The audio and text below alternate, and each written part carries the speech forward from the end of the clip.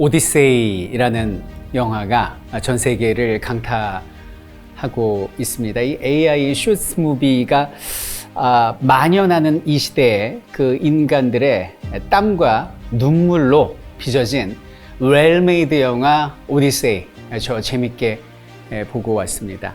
저는 그리스 로마 신화에 관심을 갖게 된 것이 얼마 되지 않습니다. 물론 어렸을 때도 좋아했지만은 제가 MBN에서 신드레사 생활이라는 그리스 로마 신화 예능의 그 스토리텔러 역을 맡았었어요. 그 김원 교수님 모시고 같이 진행을 했었는데 너무 재밌는 거예요. 이거는 우리의 삶의 지침서가 될 수 있겠구나라고 재미도 있지만 교훈이 강했었습니다. 그래서 굉장히 그 인상 깊은 감동을 가지고 있던 차에 이번에 이제 오디세이 영화를 마주하게 된 거죠.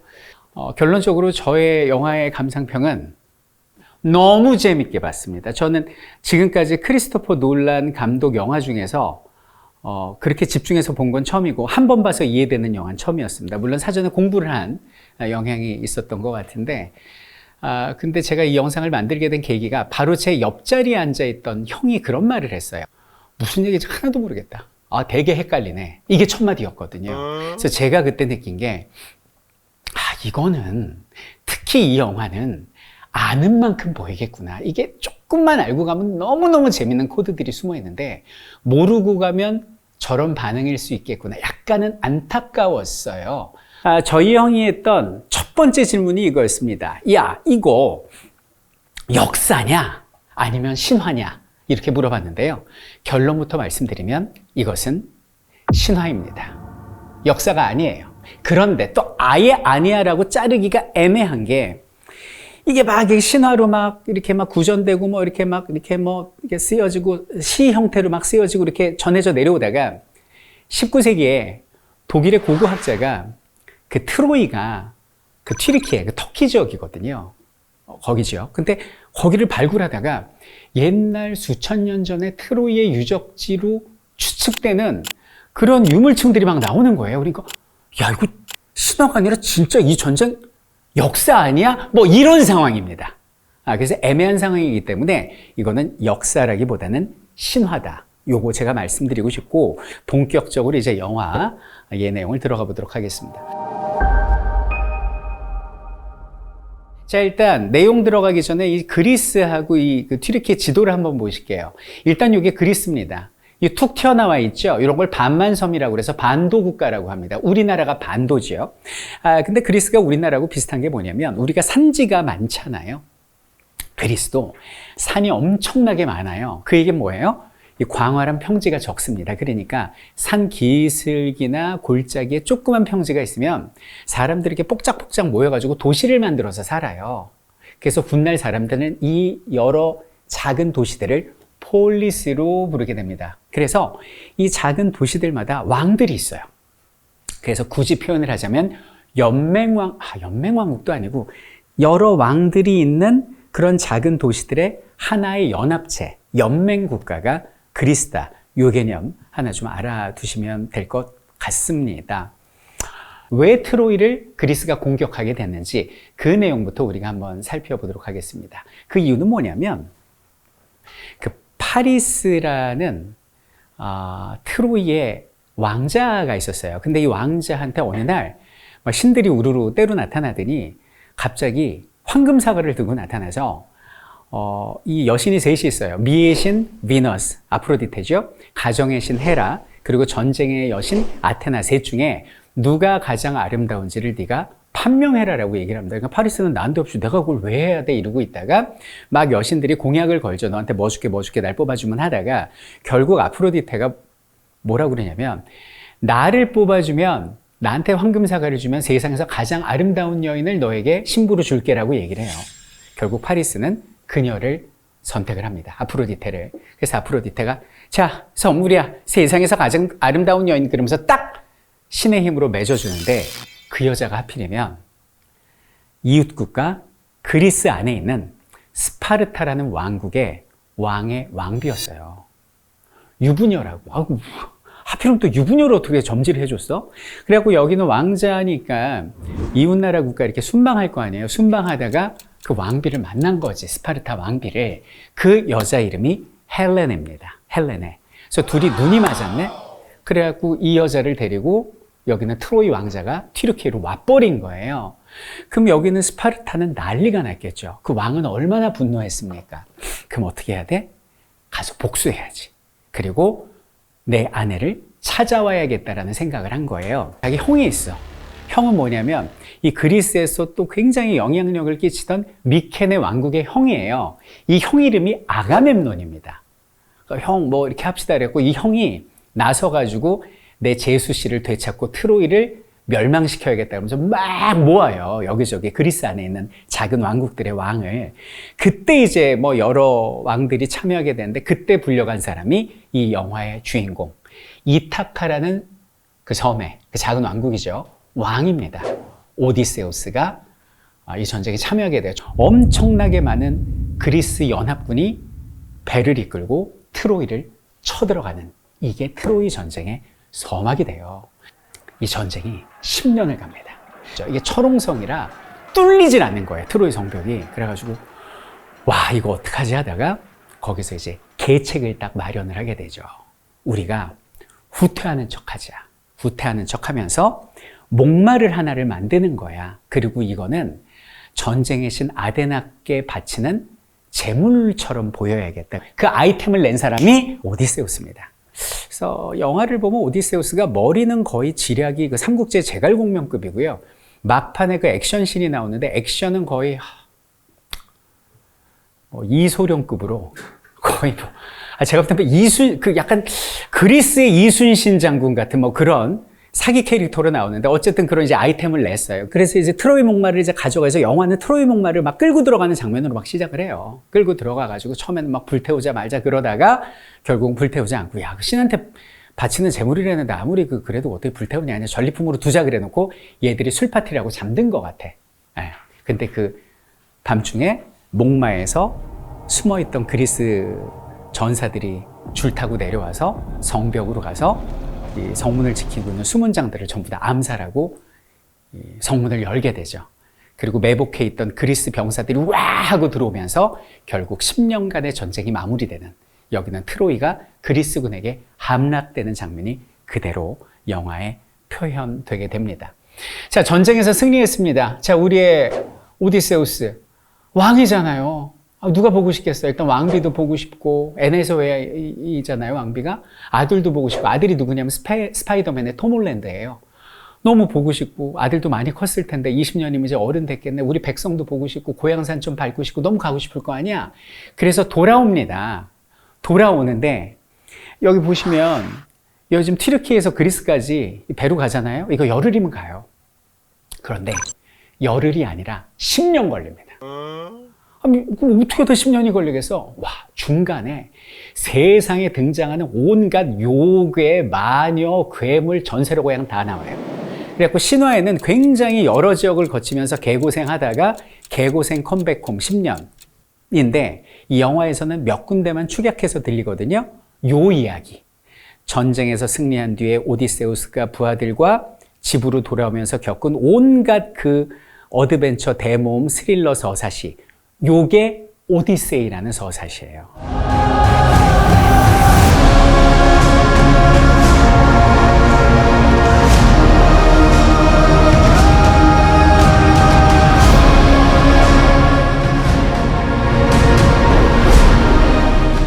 일단 트로이 전쟁이 끝났어요. 목마. 트로이 목마가 있고 트로이 전쟁이 끝났습니다. 자, 트로이 전쟁이 끝나고 배를 타고 이제 그리스로 돌아오는 여정이에요. 이렇게 시간 순서대로 제가 쭉 말씀드릴게요. 돌아오는데 이 문제가 뭐냐면 총사령관인 아가멤논 있죠? 완전 총대장입니다. 그리스 연합군에.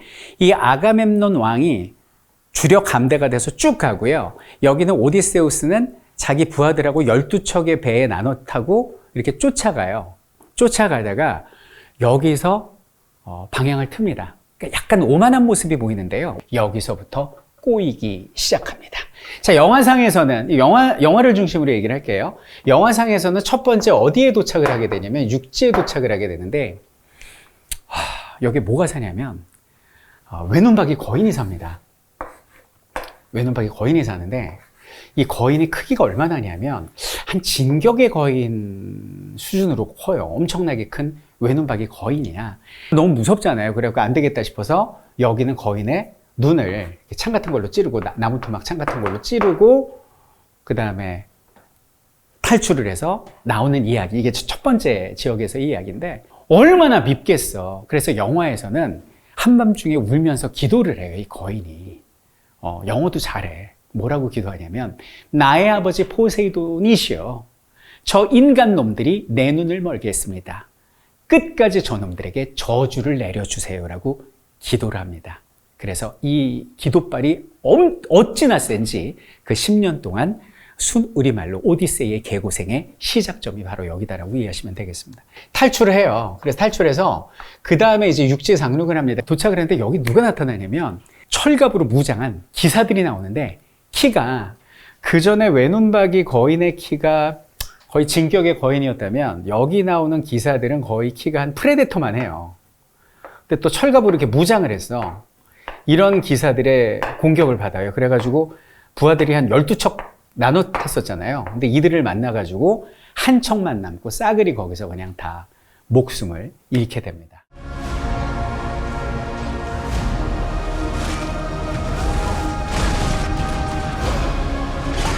이게 이제 두 번째. 그리고 이제 세 번째로 가요. 세 번째로 가는데 거기서 한 여인이 있어요. 아주 힘없어 보이는 중년 여성이거든요. 알고 봤더니 마녀였던 거죠. 오디세우스의 부하들을 뭘로 만드냐면 돼지로 만들거든요.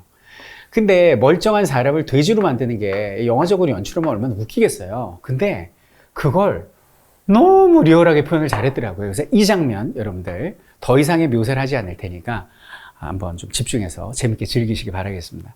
근데 여기서 이 마녀가 무슨 얘기를 하냐면, 저들은 더럽고 추악한 탐욕 가득한 돼지의 모습이었어.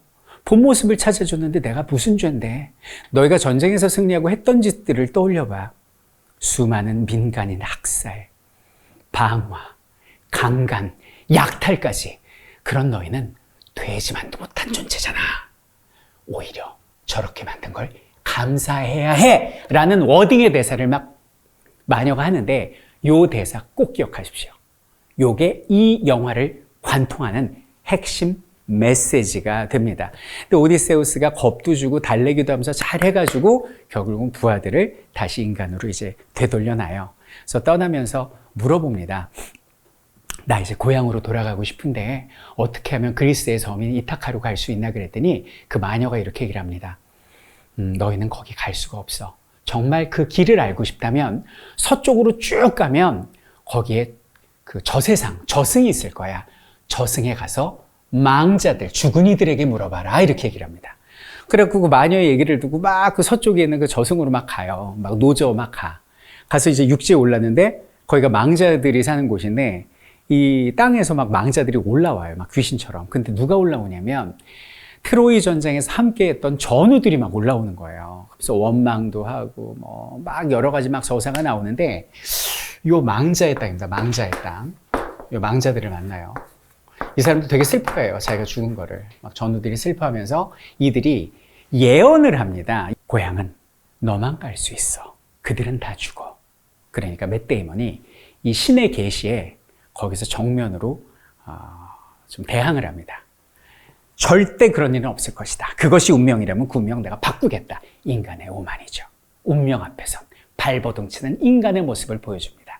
그리고 이제 부하들을 데리고 떠나요. 그래갖고 떠나서 이제 그들이 알려준 길로 막 고향을 향해 가는데 정말 거짓말처럼 예언한 대로 막 소용돌이가 치고 거기를 비껴갔더니 막 괴물이 나와가지고 막 그 6명 잡아먹고 막 난리도 아닌 장면이 나오는데, 여기서 꿀팁이 뭐냐면 영화에서는 살짝 무슨 문어괴물처럼 이렇게 나오거든요. 근데 신화를 읽어보면 거기에 또 사연이 있어. 그 6명 잡아먹는 괴물이 요 돼지로 만든 마녀 있죠? 돼지로 만든 마녀가 사랑하는 남자가 있었는데 그 사랑하는 남자가 사랑했던 ним프예요. 물의 ним프. 그러니까 이 마녀가 너무너무 질투가 나가지고 자신의 마법으로 그 물의 ним프를 괴물로 만들어 놓은 거예요. 그래갖고 절벽에 붙어 사는 괴물인 거죠. 뭐 어쨌든. 그래갖고 거기를 막 통과를 해요. 막 통과를 했다가 괴물 인어가 세이렌이라고 그러죠. 삐뽀삐뽀 사이렌의 어원이 된 그 스타벅스 마크 있잖아요. 그런 곳도 돌아가고 엄청 막 개고생을 하다가 어디로 가게 되냐면 육지에 도착하게 되는데 거기에 소들이 너무 많은 거야. 이미 다들 배고파가지고 막 죽겠고 막 단백질을 못 먹어갖고 막 근육 빠지고 근손실에 난리도 아닌데 소를 보니까 막 뒤집은 거지, 부하들이. 그래가지고 야, 이거 절대 먹지 마라. 예언입니까? 예언이다. 이거 먹으면 죽는다. 먹지 마라. 이렇게 얘기를 했어요. 결국 너무너무 배가 고파지고 거기는 부하들이 그 소를 먹고 죽음을 당한 것처럼 연출이 됩니다. 그리고 오디세우스만 살아남게 되죠. 그 영화는 그래요. 그리고 나서 그 다음에 가는 곳이 어디냐면 오디세우스가 뭐라 그래야 되나? 여기서 한 여성과 함께 살게 되는데 엄청 이뻐요. 샤를로스 테론이 이 역할을 맡는데 이 약간 ним프? 요정 같은 ним프하고 같이 살거든요. 근데 이 여자 이름이 칼립소예요. 칼립소. 정말 아름답습니다. 너무너무 아름다운데 이 여자가 오디세우스한테 어떤 짓을 하냐면 꽃을 먹여요. 꽃을. 근데 그 꽃을 이렇게 꽃잎알을 먹잖아요. 그러면 약간 환각에 취하고 자신의 옛 기억을 잊어버려요. 그래서 저는 약간 이게 무슨 마약 비슷한 그 양귀비꽃 같은 거 있잖아요. 대마잎 같은 거 그런 거 주는 느낌을 받았어요. 그래가지고 막 여기는 오디세우스가 이 여자랑 같이 사는데 근데 그냥 눈이 풀려 있어요. 여기 눈에 풀려 있고 약간 침도 이렇게 흘리면서 그 여자가 되게 좋아하거든요. 오디세우스를. 자기야 말해봐. 자기 가족에 대해서. 내가 가족이 있나? 나 가족 없는데. 자기 옛날에 뭐였어? 글쎄 나 그런 거 기억도 안 나. 이렇게 막 바보처럼 막 데리고 살아요. 막 데리고 살아요. 이게 섬에서 이렇게 살거든요. 왜 그러고 사냐면 영화에 살짝 나오는데 이 여자가 여기는 오디세우스한테 반한 거예요. 이거 평생 같이 살고 싶어서 오늘날로 따지면 이제 마약을 먹이고 과거의 정신을 잃게 해서 반페인 식물인간처럼 만들어 놓고 사육하고 데리고 사는 그런 무시무시한, 전 이 섬이 제일 무서웠어요. 네, 이런 섬에서 막 이렇게 막 같이 살고 있는 거죠. 붙잡혀가지고. 그런데 같은 시간, 지금 보세요. 여기 지금 이타카의 왕이었던 오디세우스가 그리스 연합군과 함께 트로이로 쳐들어가서 전쟁을 몇 년 했죠? 제가 10년 했다고 그랬죠? 10년 동안 전쟁을 합니다. 10년 동안 전쟁을 하고 트로이에서 이제 고향 가려고 떠났어요. 떠나가지고 쭉 와가지고 대략 이때가 또 10년째입니다. 그러니까 고향을 떠난 지 토탈 몇 년 됐어요? 이제 20년 된 거예요. 그러니까 20년 됐는데 같은 시간 이 사람 여기서 막 꽃에 취해가지고 해롱해롱 될 때 같은 시간 여기 있는 오디세우스의 고향인 이타카 섬을 우리는 봐야 합니다. 이 이타카 섬에 누가 있을까요? 절대 정절을 놓지 않고 끊임없이 남편을 기다리고 있습니다. 왕비가. 근데 여기 또 누가 있겠어요? 왕자가 있습니다.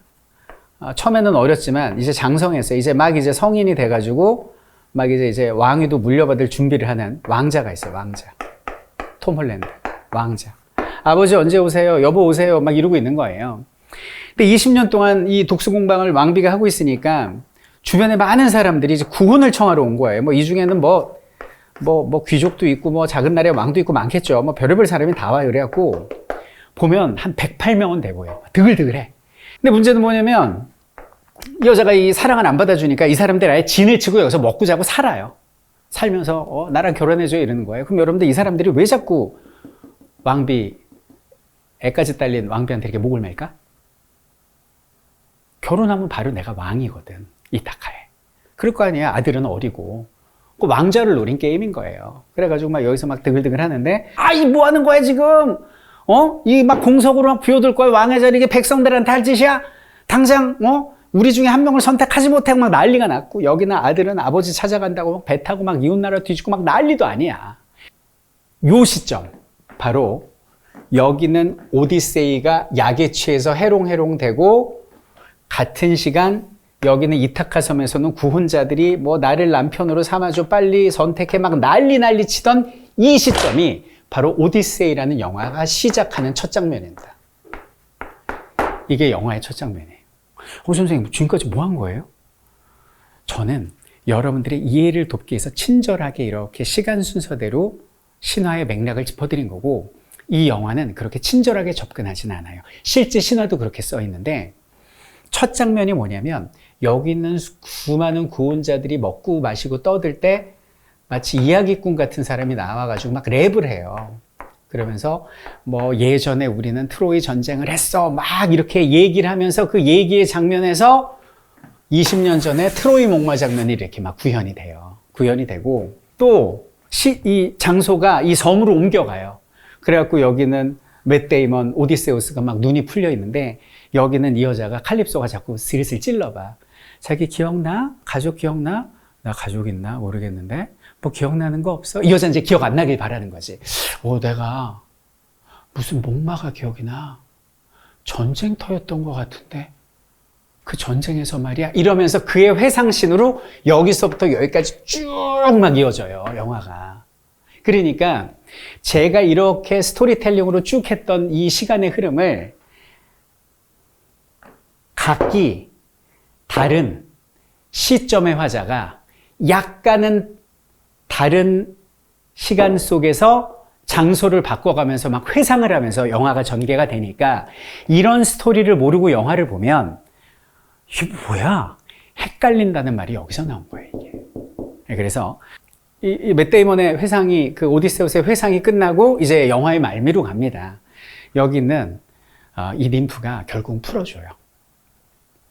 내가 자기가 너무 멋져서 내가 약을 먹이고 평생 여기서 살고 싶었다. 그러니까 오디세우스가 물어봐요. 나 여기서 얼마나 지냈어? 7년. 오디세우의 10년 동안 여기서 제일 오랫동안 취해 있었던 거죠. 나 가족한테 가야 될 것 같아. 그래, 자기 나 이날이 올 줄 알았어. 떠나. 그래갖고 이 여자가 놔줘요. 그래갖고 이제 꽃을 안 먹이니까 또렷이 이제 눈빛이 돌아온 거지. 똘랑똘랑하게. 가족한테 갈래? 집으로! 이렇게 된 거죠. 그리고 맷 데이먼이 이제 배를 타고 여기는 이타카 섬으로 오는데 그 전에 망자들을 만났을 때 막 예언을 하잖아요. 그게 다 들어맞았잖아. 근데 그 망자들이 뭐라고 얘기를 하냐면 너 마지막에 고향으로 갈 때 절대 개선 장군처럼 의기양양하게 가지 말고 변장을 하고 가라. 뭐 이런 내용이 나오거든요. 그래갖고 맷 데이먼이 여기서 변장을 하고 가요. 그래서 변장을 하고 가는데 어떤 모습이냐면 여러분들 그 스타워즈의 그 제다이 아시죠? 제다이. 제다이처럼 하고 가. 지팡이 같은 거 이렇게 짚고 거린으로 변장을 해서 이렇게 찾아가는 거죠, 왕비를. 근데 여기서 저는 되게 이제 가슴 아팠던 장면이 개가 한 마리가 나오는데 어렸을 때 이제 오디세우스가 이제 벼랑에서 막 강아지가 별거 아니면 벼랑으로 던져 죽이고 할 때 오디세우스가 이렇게 입양한 강아지거든요. 근데 입양한 강아지가 여기는 이 구원자들에 의해서 학대를 당해요. 또 나이도 많아. 20살이에요. 강아지가 20살을 살더라고.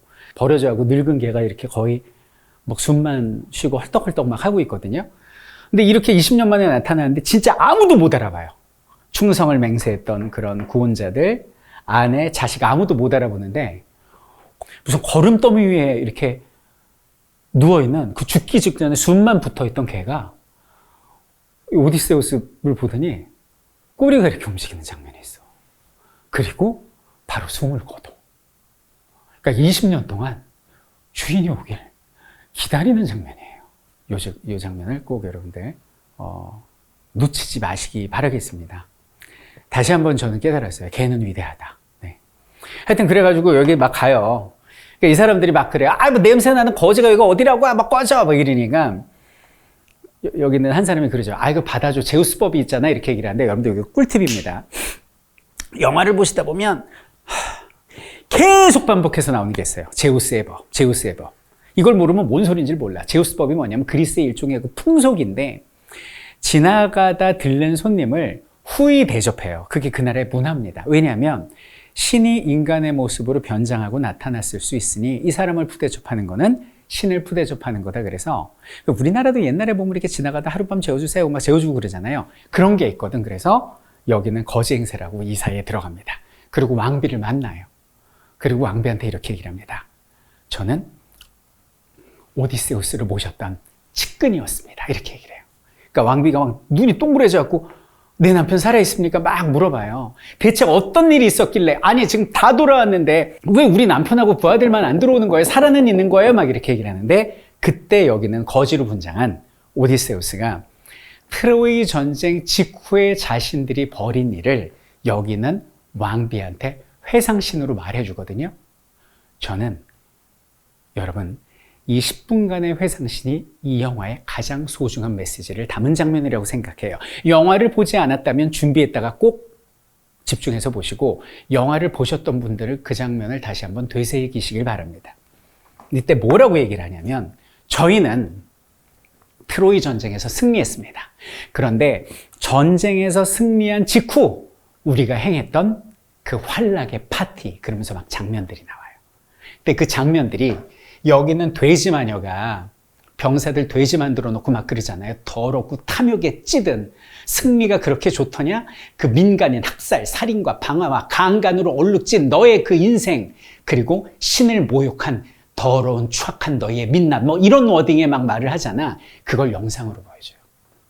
그 전쟁의 신 아데나 동상이 있어요. 근데 그 동상에 목을 베어버리는데, 이 장면도 여러분들이 놓치면 안 되는 게, 이 오디세우스 영화를 보다 보면 그 젠데이아 아시죠? 그 젠데이아가 계속 환영처럼 따라다녀요.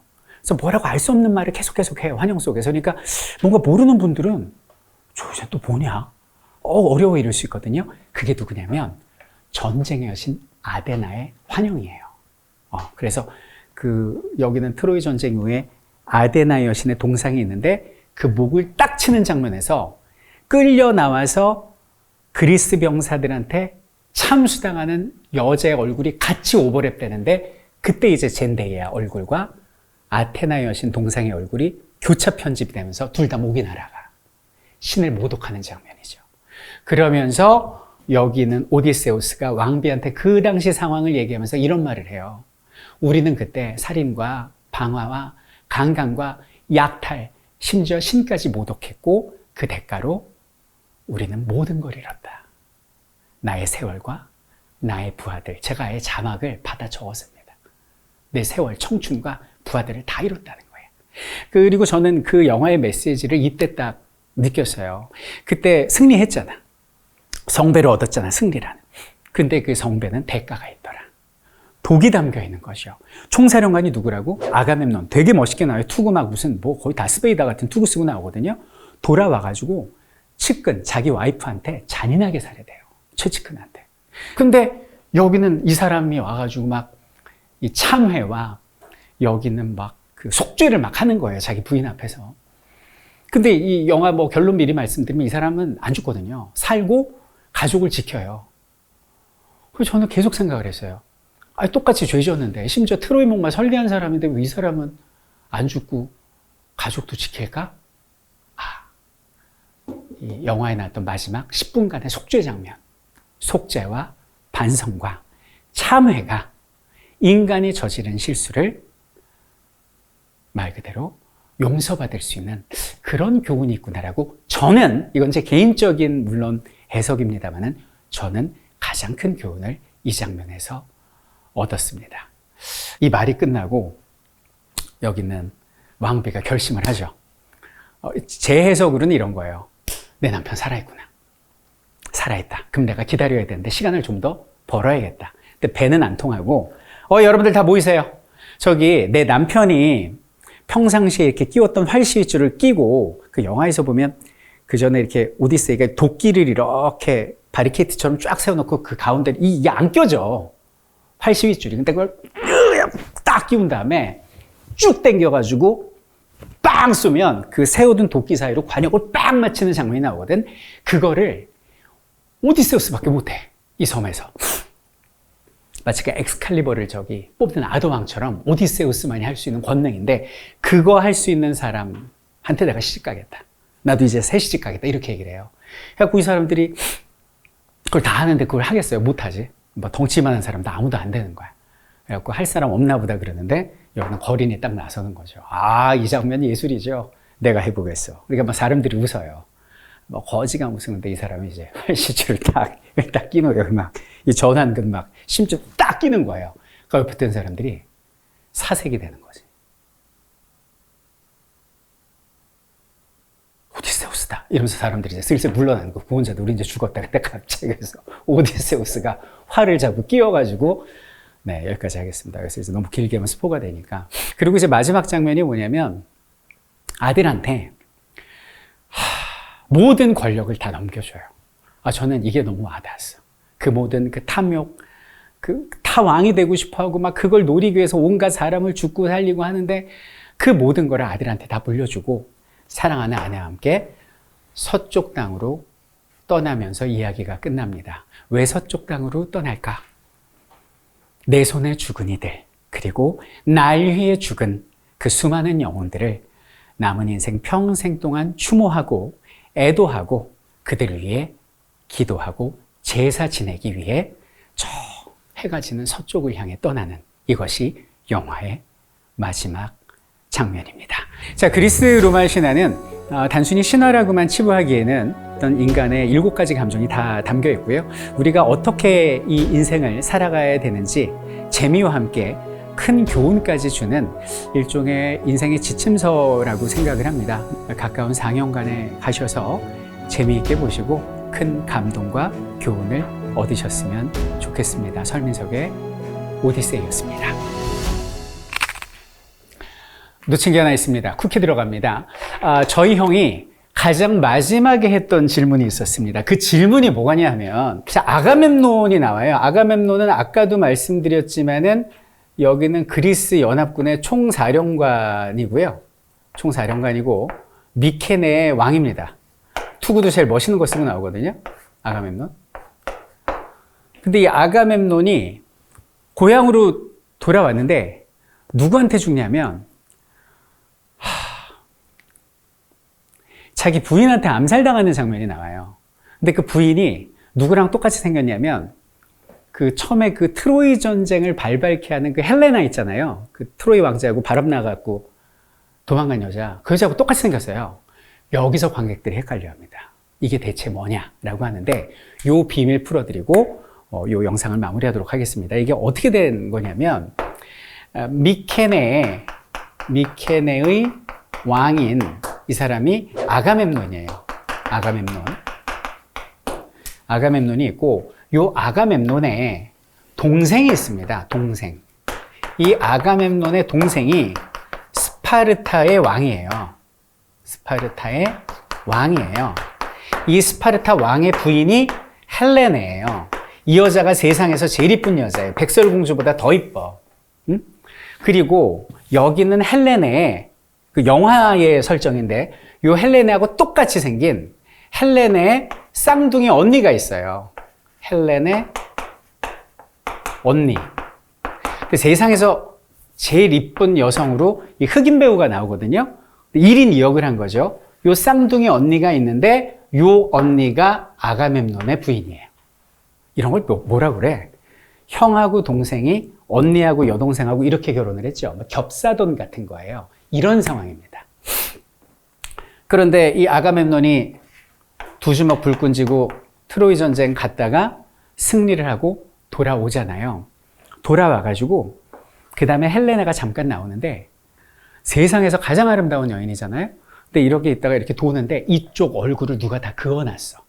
근데 제가 볼 때는 너 바람났지? 너 혼 좀 나봐라 그래서 아마 상처를 입힌 걸로 보여요. 근데 그걸 보고 여기는 언니가 기분이 좋았겠어요? 안 좋았겠지. 그래서 자기 남편을 죽여. 조금 개연성이 약하잖아요. 그거는 기본 베이스고 왜 이 여자가 자기 남편을 죽였냐? 영화에도 잠깐 나오는데 이 둘 사이에 딸이 있어요. 딸이. 둘 사이에 사랑하는 딸이 있는데 이 아가멤논이 그리스 연합군을 구성을 해갖고 오디세우스, 아킬레우스 다 구성을 해가지고 이제 트로이를 함락하려고 딱 출발하려고 그러는데 바람이 계속 이 육지 쪽으로 불어오는 거야. 못 나가. 그러니까 아가멤논이 생각한 거지. 이거 신이 도와줬나? 그래갖고 신탁을 받았는데 신탁이 뭐라고 내려오냐면 네 딸을 제물로 바쳐라. 그러면 전쟁에 나가게 해주겠다. 이렇게 얘기를 한 거예요.